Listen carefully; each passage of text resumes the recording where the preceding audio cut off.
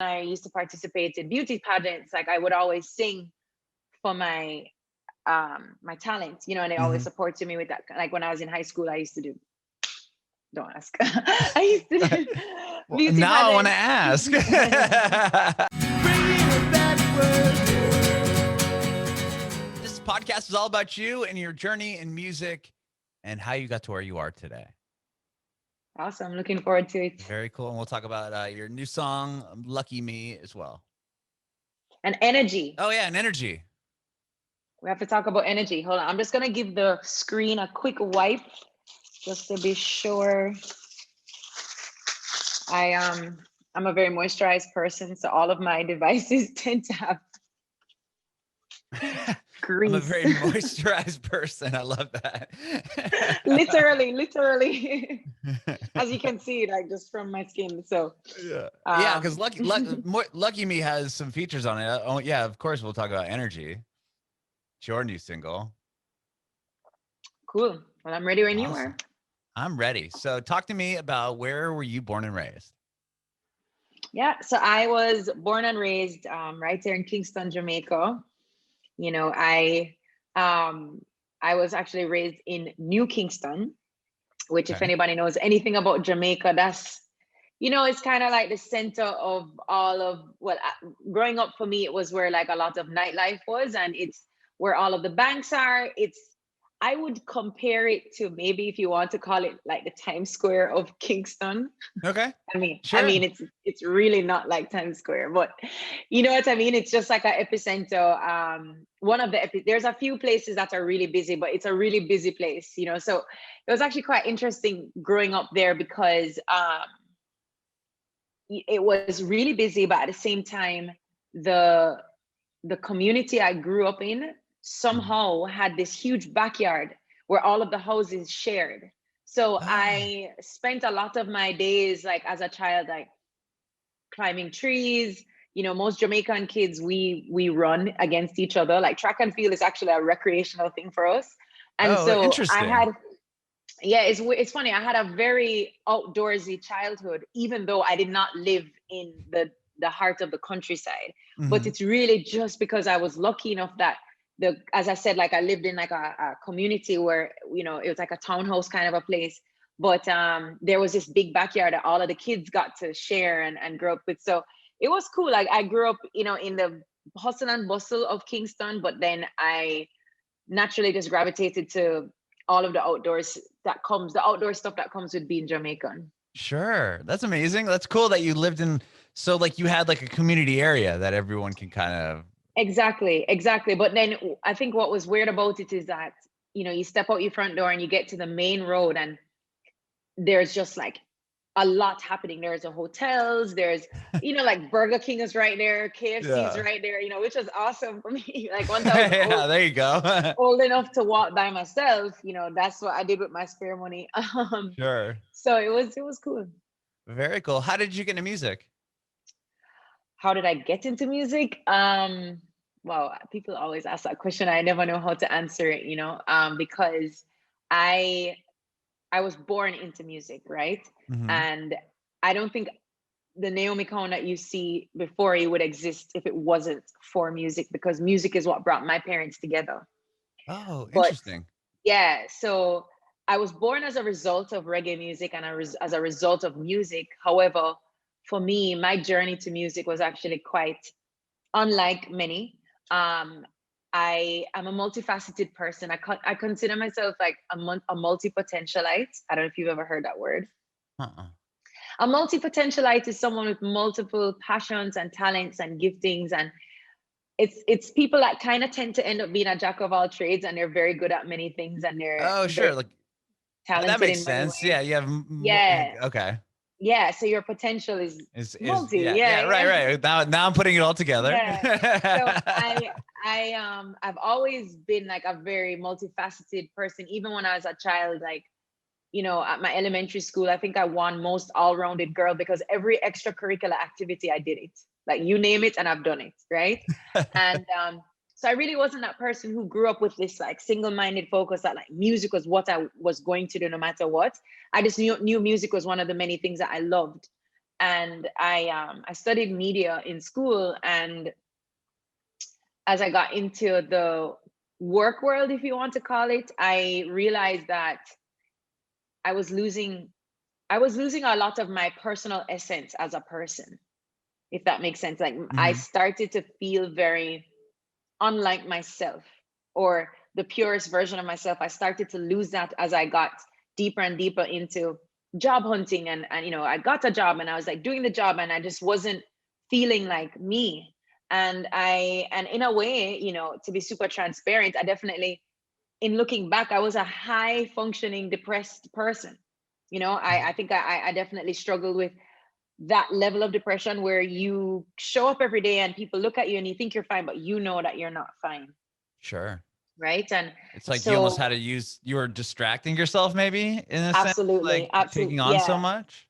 Yeah. Yeah. And then it was in, like, I think it was 2017. And so as I had this full-time job at this startup, a tech company in Toronto, actually.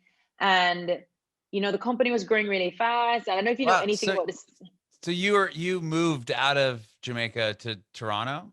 Yeah, Okay, wow. that's where I went to school. College? Okay, Yeah, sorry. yeah. I'm trying to No, follow. I know. It's Okay, like, so you got into college in Toronto, you moved out of Jamaica, moved to Toronto. Okay. yeah. Sorry, Sorry, I keep forgot that going. part. No, no, no, no, it's all good. And so yeah, I had this job and it was so cool because I was one of the first two people the company hired. And Wow. it was a tech startup, so it was growing really fast and all this kind of stuff. And the job itself was like a decent job, meaning we had benefits. And Mhm. I started out at a salary. Paycheck. Hello. I started out with a salary that, like, I would have never thought I would have gotten so quickly out of university. And so yeah, it was like a $60,000 a year salary, which is pretty good, Yeah, right? sure. And then here's what happened. So within a 2-month period, right? So I'm earning more money, like I'm no longer in broke student mode. So I Mhm. even, like, found a different apartment and I had roommates and we moved in together. And I moved into this apartment based on this new budget of this new Mhm. job, whatever.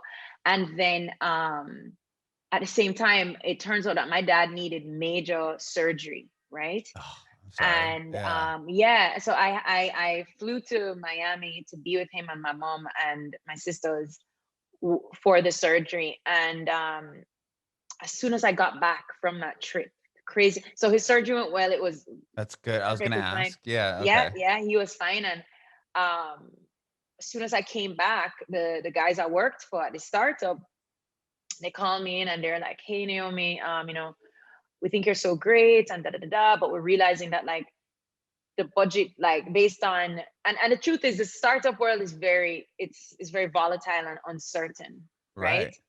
Right. um Sorry about this noise, I don't know what's passing. I'll Oh, just let it I go. can't even hear Okay, fine. Yeah, it. so I get back from this trip from Miami. Once again, like, I had, it's a bit of a life and death situation, meaning it's never easy seeing a family member go through anything like that, Right. right? And this was, um I'm just gonna let this pass. This pretty long. That's that's Kingston for you. Oh my god. Are you And I in live, Kingston now? yeah, I live in a pretty Okay. residential area, so I don't know why this massive. I don't know how many wheels that truck had was passing. But anyway, More than um, 4? yeah, definitely more than four. Like, if you stepped outside, you would be like, oh, there's, like, people live around here. So anyway, I'll start over. No So worries. I get back from this trip from Miami, and that experience in itself, watching someone that you care so deeply about actually go through what could be potentially life threatening, right? Like, I mean, the Mhm. minute somebody goes under for surgery, like, Yeah. that in itself is a risk. I think you sign a waiver when you have You to do do. anesthesia, right? If you see the scar I have here, this is Oh still wow. healing.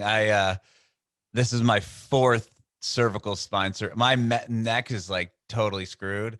So I've Oh had like a wow. bunch of multiple disc replacements. So I know all about the surgery world and I Yeah. totally feel you on that. Yeah. So even, Scary. scary. So that experience was super scary. And I mean, I'm just really happy that it went well. So I get back from that.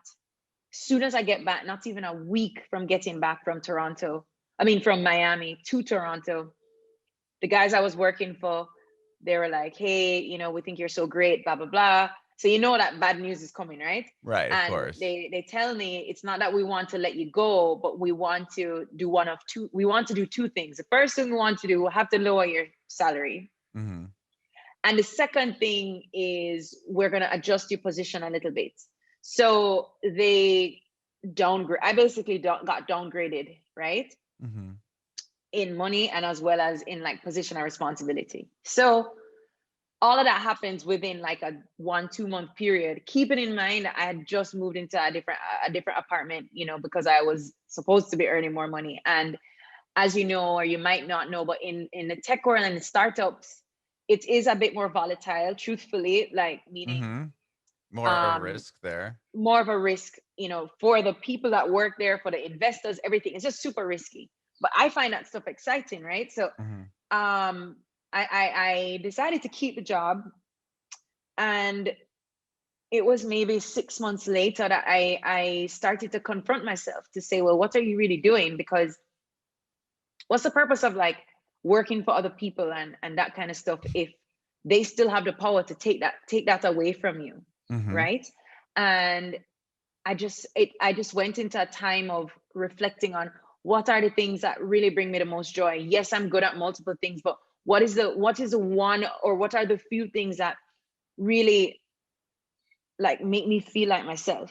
And as I confronted that, and once again, like I think in combination with seeing what my dad went through and the fragility of life and knowing what he's leaving behind, right? And my dad has a history in music as well. Oh, okay. I thought to myself, I said, well, I'm wasting my time, Mm-hmm. because anyone that knows me would know that when I'm happy, when I'm sad, like music has always been at the core of who I am. And I just decided to move back home and just do it, because I knew that if I didn't do it, I would be constantly thinking about it and I would be going through my life like in a place of regret. Mm-hmm. So to answer your question in a very long way is I had to choose music to save myself from myself because I was getting in my own way, Mm-hmm.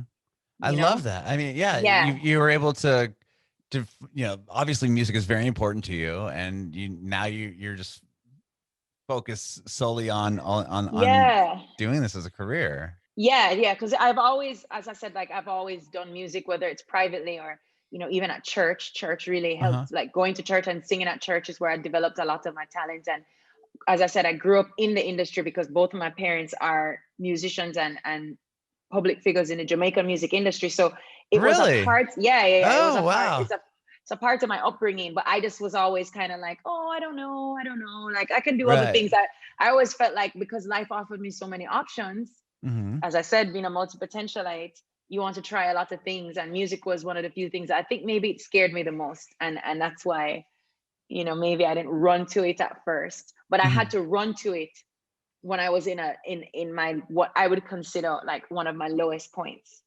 Music was what I had to run to that brought me Just back to save it. life. Yeah. Yeah. Wow.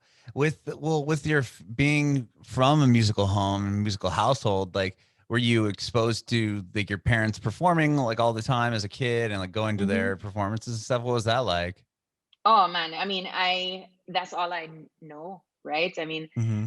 meaning some of my earliest childhood memories, all I can remember is either like falling asleep on the floor of a studio or um being backstage in my mom's arms. And I mean, I'm feeling the bass because reggae music and like dancehall music Mm-hmm. is extremely heavy on the bass. So I just one of my earliest memories is just being asleep in her arms as like a child, not like a baby, but as a child. But Right. they would, and feeling like do do do do do do do do do, and we would, me and my brother and my sisters and stuff, like my parents just tried to take us everywhere. So we would be with them backstage until 5-6 o'clock in the morning, and sleeping and waking up and sleeping and waking up. And so I grew up knowing the, like, for me, the side stage and backstage are the most familiar places for me, to the point where sometimes I can't even go to regular concerts because I'm always like, I need to go up there, even though Yeah, I like don't know. why am I in this crowd with all these people? And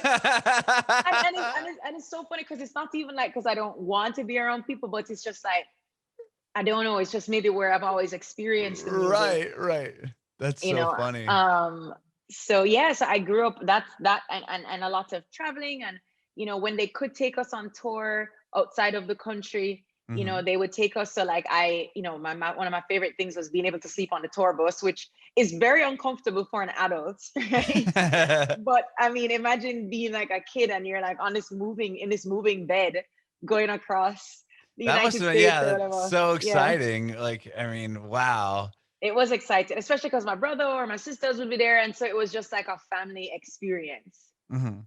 Yeah. That's really cool. That's really cool. And then were your parents obviously must have been pretty supportive of the fact that you wanted to pursue music? Yeah, they've always been supportive, no matter what direction I've chosen. Like, because they Uh-huh. as one, I think because they see and they've always seen my potential as a individual. And they've always supported anything I've always wanted to try to do. They've Mhm. supported it. Right. So when I told them and I explained to them what was happening with me, and w- I guess the messages I felt coming from my soul about this decision, I think they finally was like, oh, she's ready. Mhm. Whereas before I would kind of like, oh, I'll go to the studio and da da da, but I wasn't really serious about it. You know, even when I used to participate in beauty pageants, like I would always sing for my talent, and they always Mhm. supported me with that. Like when I was in high school, I used to do, don't ask. I used to do Well, beauty now I want to pageants. ask. So yeah, so when I told them, I think what was, this is my opinion, I think for them they were happy because none of my other siblings really do music. Like Mhm. we all have a passion for the arts, and we're all creatives in different ways. My One of my brothers, he's a booking agent, so he's Oh, wow. kind of he's in the booking side of things. And but I none of us, nobody else has really decided that they wanted to perform and create. And so I think for them, they're just really excited to see that I could take on their legacy and you Mhm. know um hopefully like extend what they've started, because they have an amazing history, Yes. I and they've had mean, a so significant many impact. records and so many, yeah, so many success stories. I'm looking at the amount of stuff that your parents have done now online. It's Oh my God, crazy. I'm so far behind. I'm just kidding. Nah, you'll get there. Is Well, it that, okay that I'm drinking this coffee right now? yeah, I don't Okay, good. care. That's just okay. Wow. Okay. Well, when you ended up moving back and really focusing on music full time, did you already have songs written? And when did you like? What was the Yeah. first thing you did? Yeah, so there was so one of the first songs I've released is titled Naked. Mm-hmm. And it's like an indie acoustic pop kind of a song. And I think I had released that before I left Toronto, and I knew I just needed to get it out as a way, like kind of like there's something special about um finishing something and Mm-hmm. putting it out there into the world, even if it's not necessarily done at the most grandiose level of Sure. you know so I had released a song called Naked, but that was while I was still in Toronto and still in school. But then upon my return, I had this idea that I wanted to cover one of my dad's biggest songs that he's ever written, Mm-hmm. which is a rocksteady song called Things You Say You Love. And I collaborated on that with one of the members of the Reggae-Pop band Magic. Oh, wow. Really? Yeah, Okay. his name is Mark Pelli. Okay. So Mark, it's another.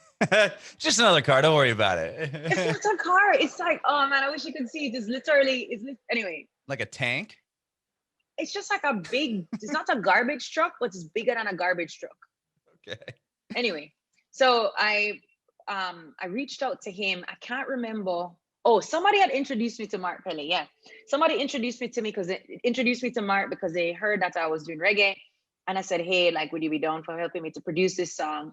It's called Things You Say You Love, and it's was originally written in like 1963 or something like that. And he was down for it. So I'd released that song when I first came back to Jamaica.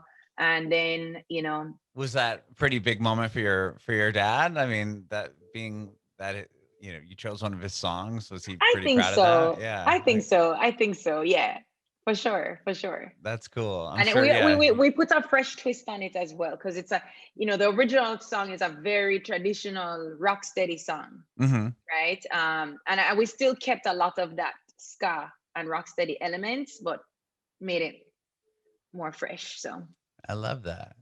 Cool. And then from there, did you just continue to write and release? yeah, basically, I mean, from there, one of the first things I actually started to do more than anything else was just start to make an effort, I guess, to make my presence known Hmm. in the space musically, because a lot of people didn't know that I could sing. So what that meant is I just did as many gigs and shows and stuff that I could do to just establish a presence, to Hmm. be like, here I am, I'm here. right? Right. Yeah. Yeah. So to be quite honest, I just went for it. I had no plan, I had no strategy, which is so wild. When I think about it, I was like, I didn't really go, other than my parents when I asked them for help with different things. I didn't really go to anybody for direct advice. Like I was just like, well, I have one song, let's go. And Right. I, put myself out there, sent press releases out, just did everything I could, within like my capacity. And then at the end of whatever year that was, I think 2017, I Uh-huh. wrote a song called Paradise Plum. Okay. And that song became my breakthrough song, Yeah, that song's right? huge. I mean, it does really Yeah. streams really well on Spotify. Yeah. And once again with Paradise Plum, I really worked that single I worked the single in for about almost a year. Wow. When I look and it wasn't necessarily that, once again, that wasn't necessarily the plan. It was just the momentum kept showing itself that, wow, Paradise Plum has this thing, we can really use this, we can really use this. So I just didn't release I released a mixtape to go with the single called the Paradise Plum mixtape. Hmm. But I didn't, I mean, of course I was writing and recording, but I didn't put a lot of new music out. And, it just turns out that Paradise Plum took me, to like my first UK shows. Wow. My first, I had before the pandemic, I had a tour. At the end of 2019, I actually got to, do about 6 or 7 dates in Europe between like Sweden and Switzerland and Denmark, I think. Hmm. So all of that had happened, off of like the consistent push of this one song. And it's also just a really great song. I'm not even going to lie, it's just a really good song. And we had done a promotional run with VP Records because they had licensed it for their Reggae Gold album, and so it was licensed as a lead single. So that was Wow. awesome. Yeah. And so here we are. And here we are. Yeah. Wow. Okay, Yeah. so where were you? You're talking about touring right before the pandemic hit. Were you home and safe at this time, or like were you in the middle of something, or were you writing what became Oh, you Energy? mean like, Like, yeah, right? where Yeah. were you when the pandemic hit, and how did that affect Yeah. you? Oh God. Well, so Energy actually was written in April of 2019. So Energy was just Okay. kind of like sitting It in was the in your back pockets. pocket. There you It was go. just it was just hanging out. It was hanging out. It's just chilling, and it was kind of frustrating because I really love the song. But so when the pandemic hit, funny enough, my last performance or show was in February of 2020, and I had a show in St. Kitts and Nevis, um, with another reggae artist. His name is Chris Martin. Hmm. And yeah, so get back from St. Kitts and Nevis, and then I had a show here, a beautiful performance at this event in Kingston called Rumfest, Jamaica Rum Festival. Oh man, I think that was probably one of my best performances, no lie. Really?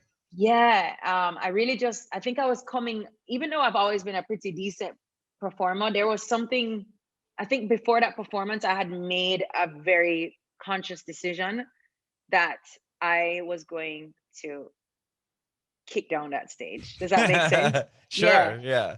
Yeah. So, and I think also I was just flowing off of the energy of my tour and all of that kind of stuff. And I was planning on releasing energy. So so yeah, so I was here, and we just started to hear different things. Like we started to book my 2020 European summer tour. So the goal was, I think I had secured like one date in Austria or something like that. And, we're just going to start building the tour from that. And the goal was that we're going to drop Energy as the single. And it would have been like the lead single for that summer and stuff like that. So, when we started to hear all of this, like what's going to happen. And then of course, like the world shuts down. I just got back into writing. And I connected with some really great people during that time. So I started to work with Walshy Fire from Major Lazer. Wow. Yeah. So Walshy, he's the Jamaican, well, he's Jamaican, but he's the Jamaican member of Major Lazer. And he ended up being here once again when the world was shut down, and we just started talking, and he was just like, listen, man, like I think you're awesome. I've been watching your stuff, and I think that we could do some really dope creative things. And he said, I also think you're kind of weird in a good way. And he was like, I think you're much different from what people think you are. And he said, I don't think that you're just reserved for the space that you're already in. And he just got me, right? He got like, I think the essence of who I am, not just as an artist, but as a person. And he said, I think you should not be afraid of like experimenting and doing things that make you happy, because he said like there's something in your energy that is different. He just said like I think he was just saying that he thinks like that I have great potential for, beyond the reggae space, right? Right. And so he was like, yo, let's just work on some music. So we just started writing, and I started working with a producer. Her name is Wizard. She's a female producer down here. And her parents are also, her dad is also like a pretty legendary reggae artist, but she doesn't really make a lot of reggae music. She actually produced Lucky Me. And so, yeah, we just spent months, all of 2020. I just decided to not pressure myself to try and like, keep up with the Joneses, if you want to call it that. Like, I just didn't pressure myself to like, oh, I need to release, like, because I already had music recorded. Like, so I was just like, let me just take the time to know who I want to be moving forward.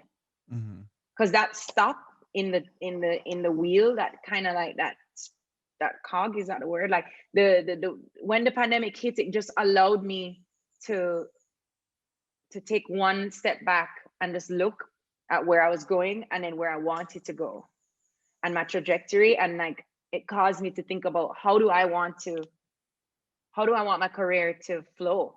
It kind of gave me a break that I didn't know that I needed, because truthfully, I'm a very, very, very independent artist. So from that day when I came back here from Toronto up until now, like, a lot of my steps have been just like based off of my own decision making and what I feel, right? And truthfully, I was going hard. And so yeah, I just took 2020 to just brainstorm and dream and look at the songs I had already and look at what I wanted to add to that. And so here we are, like, Walshy Fire and I were dropping a mixtape. You have a mixtape coming out with them, right? Yeah. So tell me about that a little bit. Yeah, sure. So it's called StarGirl. And it's gonna be mostly like original songs, but it's I would say the mixtape really represents my creative influences. So what you'll hear music that helped to bring me to where I am, meaning like you'll hear some really dope reggae songs, like you've heard Lucky Me. Energy is the lead single from that mixtape. But then you also hear like a lot of like hip hop R&B stuff, right? And truthfully, a lot of times when I go into a studio, the first thing a producer will say is like, oh man, like you kind of sing like an R&B singer, but then you're singing on reggae, right? Or they're like, yeah, there's like a pop vibe. I always get that. I always get this comment about sounding like a pop singer. So what we're doing with the mixtape is literally, it's almost like it's allowing me to be as ADD as I want to be. I love that. That's really, honestly, that's the best way to describe it. And that's what I actually am really excited about, and what I've really loved about working with Walshy is that it hasn't been about like, well, you're this artist and like you need to do this. And truthfully, a lot of people that have come into my space, that's what they want to do. Yeah, they want They to put kind you in of like a little box or something and and not yeah, let you do right, what you want. exactly. And not only just about what I want, but also like what can bring out the best in me. Right. Right. And so I haven't, truthfully, I hadn't gotten that from anybody musically and creatively until he and I started to vibe. And so that's why like a lot of the timing feels really right about stuff. And that's why we dropped Energy and we dropped Lucky Me. And he came up with this wild idea of dropping a song a month for the year. Okay. Which is wild. The good thing is that the music, for the most part, all of these songs are already recorded. Okay. So it's not like I'm right now creating. Gonna have to write a song every month. No, and that's what we did last year. We literally locked in and just like created. Plus, I had songs from before. So that part is not too much of a worry. It's just like when you actually have to get into the release process, there's just all of the, you know, the housekeeping kind of stuff that you have to take care of and stuff like that. So yeah, that's what's happening. You know, we're dropping a song a month, we're dropping this project, and then I have an EP out for the summer. Exciting, very exciting. Yeah, and then stuff should be opening up here, what, in the fall, as far as live performances. So that must be exciting for you as well. Yeah, that is exciting because, you know, that's actually one of my favorite parts of the job of being live performances. Yeah. I feel like, how do I say it? I feel most like myself when I'm doing that. I mean, I love recording and writing and going to the studio, and that's a whole different experience. But one time I had an opportunity to perform on a concert my dad was producing. I was just like an opening act, but it's this huge festival that he produces out here, and it's actually free to the public. So people come very, very early. So like when I went on stage at like 5, 6 o'clock or 5 o'clock, already 5,000 people were there, you know? Yeah. Wow. The event, I think like up to 80,000 people come. Oh my gosh. That's huge. Yeah, I'll never forget this because it was a bit of an out of body experience. And so I did like 2 songs, just opened up the show kind of a thing. And I'll never forget, man, like I came off the stage and I looked at my mom and I was like, I've never felt more like myself than I did in that moment. And I remember it, you know, and that was kind of part of that kind of started the process. I was like, I have to find a way to make sure that I'm doing this more often. Right. You know, and so I really do enjoy performing. And you know, we've done a couple of virtuals and stuff like that, but it's just not the same. Yeah.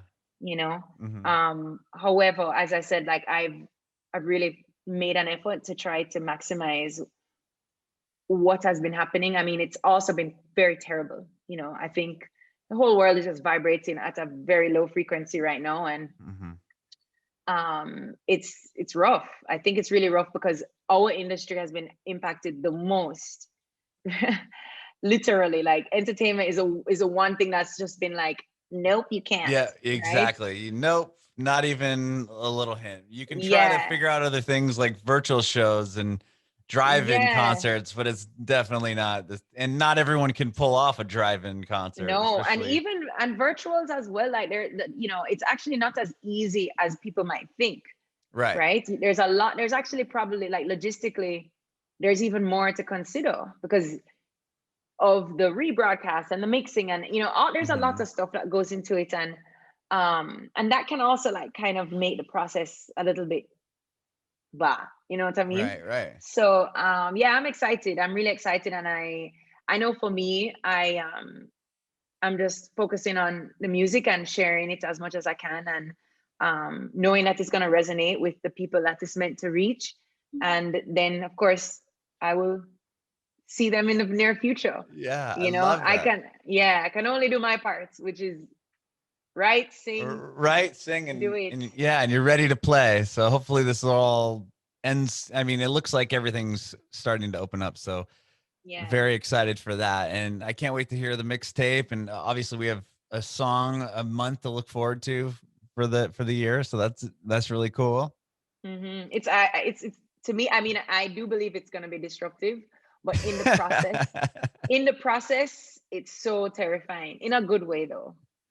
You know, That's and I think when something scares you in a creative way, that means you should do it.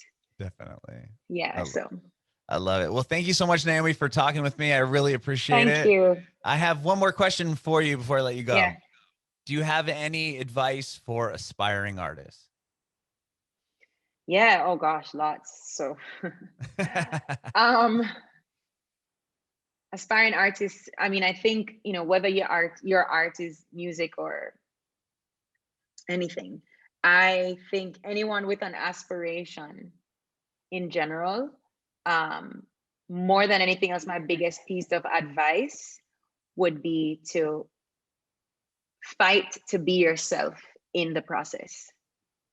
Um, do not change who you are to try and like make your art make sense to other people, because I think that's where the breakdown of the human soul begins to happen, when you are not true to yourself. Like the greatest form of self-betrayal that I've like done and seen happen to me is when I've hidden parts of myself because I was afraid or insecure, or like didn't think it was good enough, or thought it was too weird, or thought it was too different, or you know. So I would just like, this sounds super cheesy, but it's literally to just be yourself. But it's also very difficult to be yourself because there's so many messages that come to us in big ways and small ways. You know, our behavior starts to shift the minute we become like aware of who we are, even as like children and teenagers and that stuff. Like we start to learn behaviors from the outside world and start to reshape ourselves in a way. Mhm. And then especially in the creative space, that's almost the worst thing you could do. So my advice is like, make your art represent you. And that's why I said, like, you know, this mixtape is kind of like a bit ADD in a funny way, because I'm tired of trying to make my music make sense. Right? It's like, oh, I'm Mhm. a this artist, I'm a that artist, I'm a Right. this category, whatever. You know, I'm just like, I should just make what I feel comes out. Like Mhm. whatever comes out, that's I should be creating that. Bringing it backward.